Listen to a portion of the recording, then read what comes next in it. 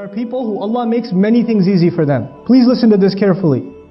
Allah makes many things easy for them. For some of you, Allah made money easy for you. It's just easy for you. For some of you, confidence is easy. It's no big deal. Other people get nervous, you don't get nervous. For some students of mine, studies are easy. Like I teach Arabic. Some of my students, wallahi, I can tell Allah made Arabic easy for this one. Allah makes one thing easy, then He makes the next thing easy, and then makes the next thing easy, and the next thing easy. Is everything always going to be easy? No, sometimes you will fail. There's a student who gets used to getting 100 the first time, the second time, the third time, the fourth time, and the fifth time he gets a 50. All of a sudden. And he's used to what? 100. So he said, oh, forget it, I am worthless, Allah is no longer with me. You know, what's the point now? Because you get used to riding so high that one little failure, one setback, and you're just crushed. You are completely crushed. What's the point? I'm dropping out of school. I don't want to do this anymore. I hate this. You know what? This is when you didn't remind yourself at every single success that success was a combination of two things. Your effort and Allah's help. Every single 100 you got before wasn't because it was easy. You put effort and Allah gave His barakah. You put effort and Allah gave His barakah. And this time when it doesn't happen, two things could be wrong. Number one, maybe you didn't put enough effort. And when you don't put enough effort, Allah does not give His barakah. And maybe even if you put effort, Allah decided that He will not give you barakah, maybe that's better for you. One of my best friends in life used to be a Hindu. And he wanted to go to med school. And he was a straight A student.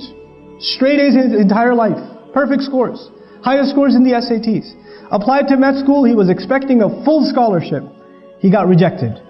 He was completely shattered. He ended up in a different university. He decided to do computer science instead. And he's still a Hindu. He's completely depressed. Except he met people in his new college, Muslims, who he started hanging out with, and within 2 years he took Shahada. And he looks back now, he goes, thank Allah I didn't make it to med school. When I failed med school, I thought it was the worst thing that ever happened to me. And now I look back at my life and I say, I failed med school, it is the best thing that ever happened to me. You know? Now his kids are memorizing Quran, subhanallah. So sometimes we have to have trust in Allah. We get used to riding a high wave, and one little setback comes and we lose our trust in Allah. And then there are others who Allah gives you one difficulty, then He gives you another difficulty, then He gives you another difficulty, and He gives you another difficulty, and you start believing that I will never accomplish anything. My life is just difficult, man. Everything is hard for me. I keep getting fired. I keep failing my tests. I keep doing that. You get depressed. And even this one has to remember that success in this world, everything that happens is a combination of two things. I have to put in my effort, and Allah will make the task easy. I'll share this last thing with you. There are two parts of this dua so far. It's not even the whole dua. I just wanted to share these two statements with you. رَبِّ اشْرَحْ لِي صَدْرِي وَيَسِّرْ لِي أَمْرِي. There's a sir balaghi. There's a very beautiful eloquence to this statement.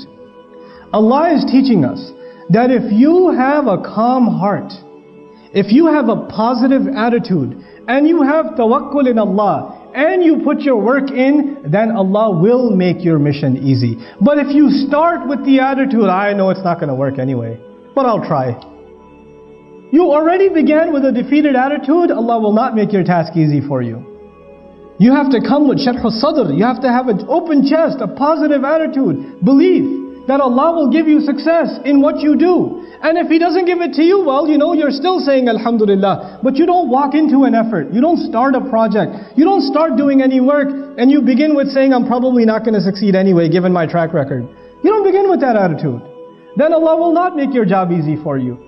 So if we have that good heart before Allah Azza wa Jal, Allah will make our task easy for us, subhanahu wa ta'ala. With that, I pray that Allah Azza wa Jal gives us all the ability to take advantage of the wisdom of the great prophets of Allah alayhimu salatu wasalam that is captured in their du'as. They said such few words, but they taught us so much of how to better our lives as believers and how to live our life successfully for Allah's deen and also make the best of this dunya. May Allah Azza wa Jal make us find the balance between this deen and this dunya as He intends it. And may Allah put all of us to the service of His beautiful deen and this ummah. Barakallahu li wa lakum fil Qur'an al-Hakim wa nafa'ani wa iyyakum bil ayati wa dhikri al-Hakim.